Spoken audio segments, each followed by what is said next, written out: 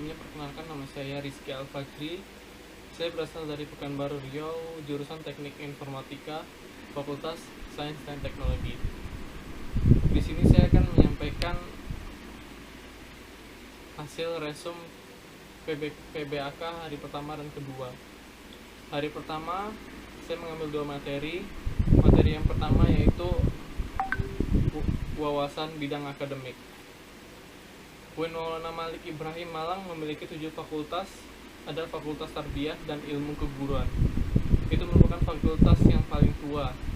Kemudian ada Fakultas Syariah, ada Fakultas Ekonomi, Fakultas Psikologi, ada Fakultas Sains dan Teknologi, dan Fakultas Humaniora, dan juga ada Fakultas Kedokteran dan Ilmu-Ilmu Kesehatan, serta ada Pasca Sarjana. Hampir 500 mahasiswa asing dari 34 negara. Kita juga kurikulum berwawasan internasional, juga memperbanyak program studi yang bersertifikat tersertifikasi internasional maupun yang terakreditasi internasional. Kita sejak tahun 2008. Sejak tahun 2008 sudah mengadopsi atau mendapatkan sertifikat ISO 1991 sampai 2000, kemudian 2001 sampai 2008. Kemudian pada tahun 2020 kemarin ada 4 program studi yang sudah mendapatkan sertifikasi yang dapat timbul dari BAN PT, kemudian juga banyak yang berpredikat A. International Universitas itu adalah dengan mendorong dosen dan juga mendorong mahasiswa untuk melakukan publikasi yang terjadi di dalam proceeding internasional maupun jurnal internasional, bereputasi teman-teman sekalian mahasiswa yang melakukan riset peningkat. Lebih-lebih jika jurnal internasional bereputasi sehingga semua karya-karya dosen, karya mahasiswa itu bisa menambah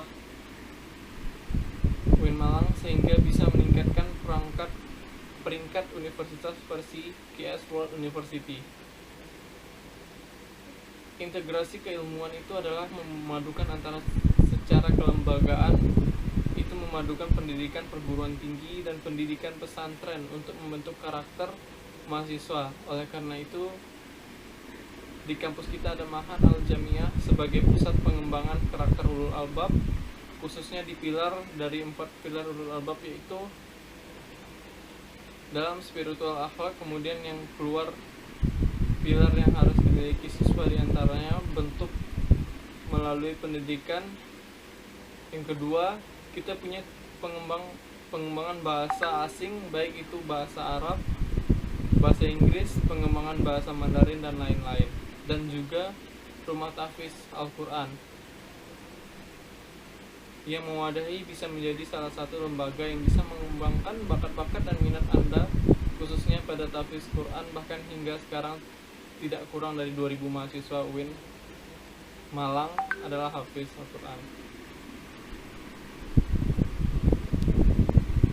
Itu mereka berlatar belakang fakultas maupun program studi yang berbeda-beda, yang tempat rumah moderasi beragama yang akan mendidik Anda semuanya menjadi generasi dan mahasiswa yang unggul, toleran, dan menjunjung prinsip serta nilai-nilai keagamaan, memiliki jati diri keislaman yang kuat, memiliki komitmen kebangsaan yang kokoh, cinta negara, cinta budaya, dan cinta keragaman yang menjadi aset kekayaan bangsa Indonesia, serta mampu mendapatkan di tengah posisi yang berat, posisi tengah di antara bulatan antara ideologi radikalisme, liberalisme. Saya sangat apresiasi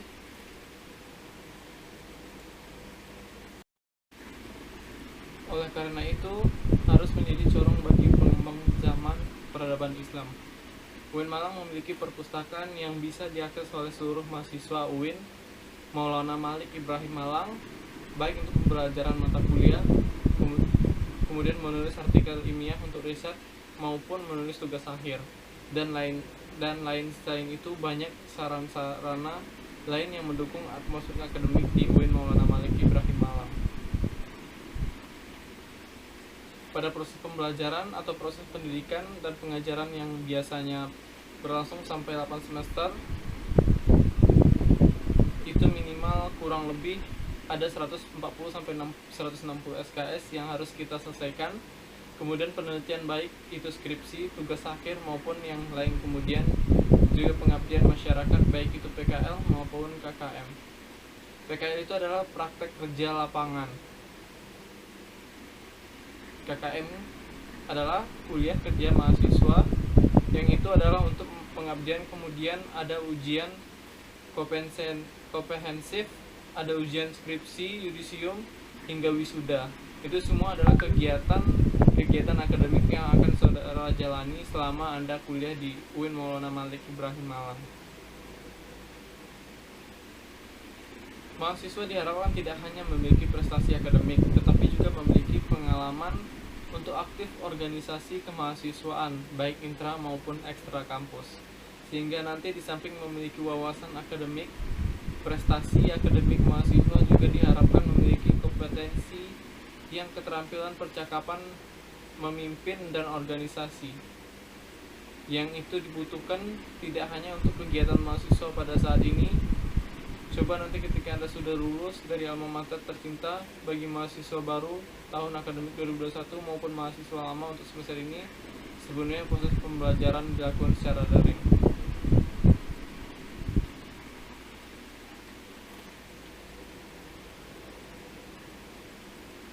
Kita akan memulai kuliah pada tanggal 6 September 2021 sampai akhir Desember 2021. Untuk di pertengahan ada UTS, di akhir perkuliahan ada UAS, dan di akhir itulah kemudian mahasiswa mendapatkan KHS atau kartu hasil studi, yang di sana tertera IPK, indeks prestasi kumulatif mahasiswa yang diperoleh. Kita sangat berharap seluruh mahasiswa tidak ada yang tidak lulus mata kuliah, semuanya bisa mendapatkan IPK minimal 3,63 tambah 7 atau 3,8 dan seterusnya. Kenapa? Karena perolehan IPK itu akan menentukan SKS, jumlah SKS yang akan Anda bisa program untuk semester berikutnya. Yang kedua, materinya itu wawasan kemahasiswaan. Kegiatan mahasiswaan Anda harus menyiapkan secara mental spiritual. Maka orang yang memiliki mental spiritual itu indikatornya ada 3, yaitu berpikir ilmiah. Mahasiswa harus melakukan transformasi gaya belajar dari tingkat SLTA menuju model belajar perguruan tinggi. Itu harus berpikir ilmiah. Mahasiswa harus punya kemampuan untuk berpikir ilmiah. Selain dilandasi dengan ilmu pengetahuan, baik ilmu pengetahuan kuno maupun ilmu pengetahuan keagamaan, yang notabene kampus kita adalah kampus keagamaan yang bernaung di bawah Kementerian Agama Republik Indonesia. Inilah yang membedakan dengan kampus-kampus yang lain. Visi misi semangatnya adalah dipengaruhi oleh niat cita-cita menegakkan ajaran Islam, melanjutkan perjuangan Rasulullah SAW. Karena itu, sekali lagi berpikir ilmiah harus didasari, karena kita dalam masyarakat berilmu, mahasiswa juga manusia berilmu, antara mahasiswa dengan yang bukan mahasiswa. Karena itu maka yang kedua, perilaku positif bukan sekedar punya pikiran, bukan sekedar berpikir, tapi harus diwujudkan dalam bentuk perilaku positif. Perilaku positif sebagai mahasiswa itu indikatornya antara lain adalah dengan gaya khas mahasiswa Malang. Berperilaku positif dengan indikator bicara sopan, berpenampilan sopan, dan selain sebagainya. Pakaian pun juga harus pakai pakaian yang islami. Ada juga yang masih bisa sekarang, jangan mungkin masih di SMA dulu atau di alias memperpanjang rambutnya gondrong. Mahasiswa baru UIN Malang ini jangan menggunakan rambut panjang. Mahasiswa akan selalu gundul bagi yang laki-laki supaya kelihatan sesuai dengan perilaku mahasiswa. Kampus ini menyediakan berbagai macam fasilitas seperti kegiatan mahasiswa kemahasiswaan, karena Anda harus menyiapkan mental spiritual itu. Ilmu pengetahuan umum maupun ilmu pengetahuan keagamaan, yang notabene kampus kita adalah kampus keagamaan yang bernaung di bawah Kementerian Agama Republik Indonesia. Inilah yang membedakan dengan kampus-kampus yang lain. Kampus kita niat mendekatkan ajaran Islam, melanjutkan perjuangan Rasulullah SAW, selalu berpikir positif, bukan sekedar punya pikiran, bukan sekedar berpikir, tapi harus diwujudkan dalam bentuk perilaku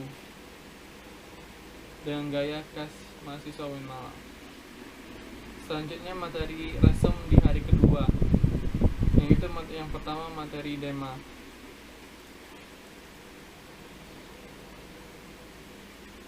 DEMA atau Dewan Eksekutif Mahasiswa merupakan organisasi intrakampus yang merupakan lembaga eksekutif mahasiswa di level universitas. Fungsi DEMA sebagai pelaksana program orak kemahasiswaan, sebagai lembaga yang mengkoordinasikan dan menginstruksi pelaksanaan kegiatan. Tugas DEMA itu melaksanakan program kerja organis yang sudah disepakati di Senat Mahasiswa SEMA, mengkomunikasikan dan menginformasikan kegiatan kemahasiswaan, dan melaksanakan koordinasi dan sinkronisasi kegiatan. Kementerian DEMA Universitas. Yang pertama itu Kementerian Dalam Negeri, Kementerian Luar Negeri, Kementerian Sosial Hukum, Kementerian Agama, Kementerian Pengembangan dan Kreativitas, dan Kementerian Komunikasi dan Informasi.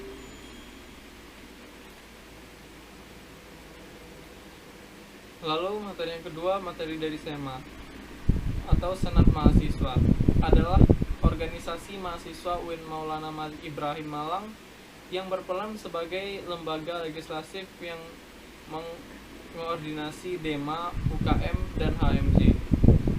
Fungsi SEMA Universitas ialah yang pertama advokasi, legislasi, pengawas, dan penganggaran. Tugas-tugas SEMA yang pertama mengawasi dan mengontrol DEMA Universitas. Yang kedua memberikan persetujuan setiap kegiatan yang dilaksanakan oleh DEMA. Memberi pengesahan setiap laporan pertanggungjawaban setelah selesai agenda tersebut.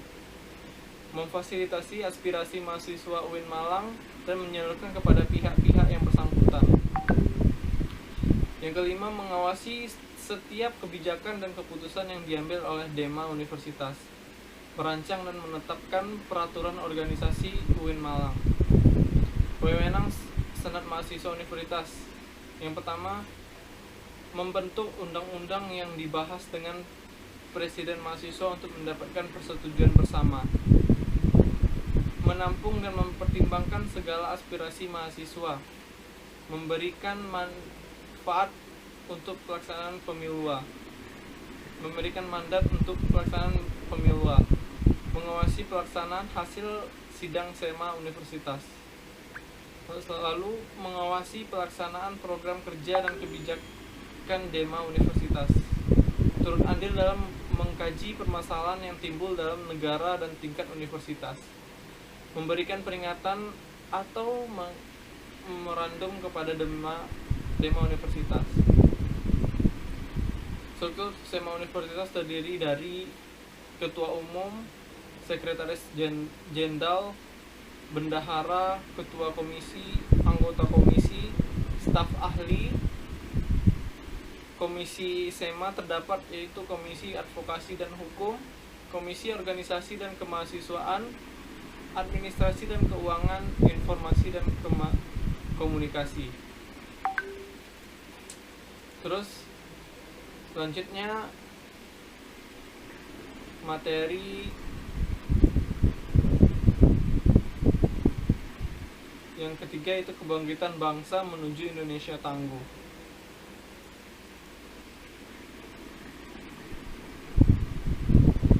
Poin penting seminar kebangsaan. Yang pertama ROS DPR, yang kedua sejarah pembicara, yang ketiga atau PPKM masih level 3 sehingga dapat kuliah online, tidak dapat kuliah online. Orang Indonesia itu orangnya keras kepala. Dampak negatif COVID-19 yang pertama, sektor ekonomi. Melemahnya daya beli, hilangnya pekerjaan. Yang kedua, sektor pendidikan. Putus sekolah, kekerasan pada anak, dan resiko eksternal. Dan yang terakhir, penurunan pencapaian. Selanjutnya, kebijakan di sektor pendidikan. Bantuan kuota data internet. Yang pertama, bantuan kuota data internet, bantuan subsidi upah, bantuan uang kuliah tunggal, rumah sakit pendidikan, dukungan kepada relawan mahasiswa dan dosen. Lalu pentingnya kolaborasi hexahelix. Model kolaborasi masa depan ini yang mampu menaikkan kelas sektor ekonomi, pendidikan, dan sektor lainnya di Indonesia. Yang pertama, komunitas, pebisnis, media massa, pemerintah, partai politik, akademis atau universitas. Lalu ada 3 kekuatan pengubah dunia. Yang pertama, kemajuan teknologi, agama, pasar. Peran dan peluang UIN PT KIN. Arus utama pengembangan teknologi digital. Link and match dengan sektor industri. Menjadi kekuatan teknopreneur, epicentrum ajaran agama inklusif. PT KIN atau UIN menuju World Class University. Excellence in research, internationalization, student, scholars, and faculty from abroad and abroad. Lalu talent undergraduate body, quality of teaching with institutional collaboration. Menjadi generasi unggul, keagungan moral dan spiritual, gandrung ilmu pengetahuan, memiliki digital quotient, kesalahan peduli sosial. Lalu materi yang keempat, moderasi beragama dalam bingkai NKRI.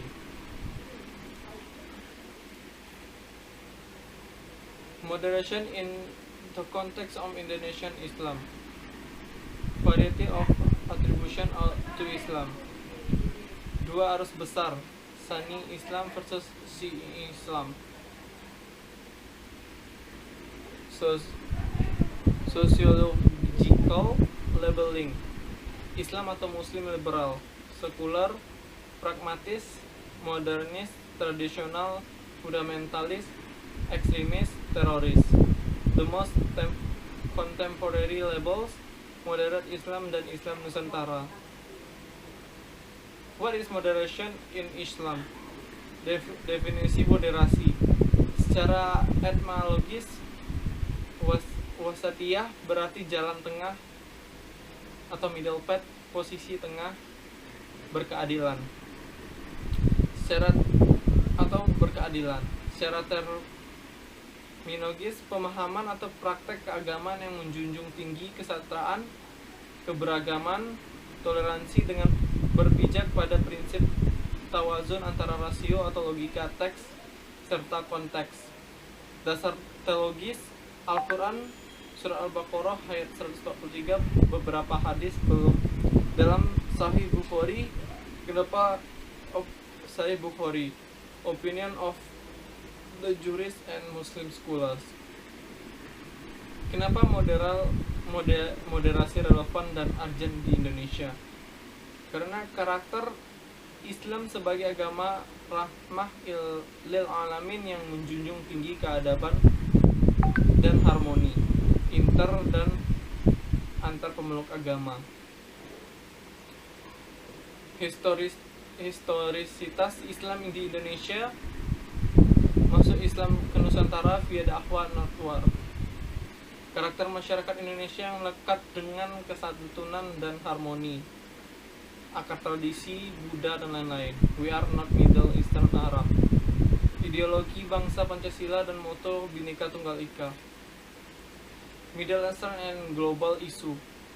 Isu politik yang terkait dengan Timur Tengah dan politik global, baik secara langsung atau tidak, dapat mempengaruhi pemahaman dan sikap keberagaman masyarakat Indonesia serta mengganggu agenda moderasi Islam seperti konflik Palestina versus Israel, aliansi politik Arab Amerika, oil atau economic interest, dan yang terakhir political despotism and hypocrisy. Mungkin sekian yang bisa saya sampaikan, lebih dan kurang mohon dimaafkan. Assalamualaikum warahmatullahi wabarakatuh.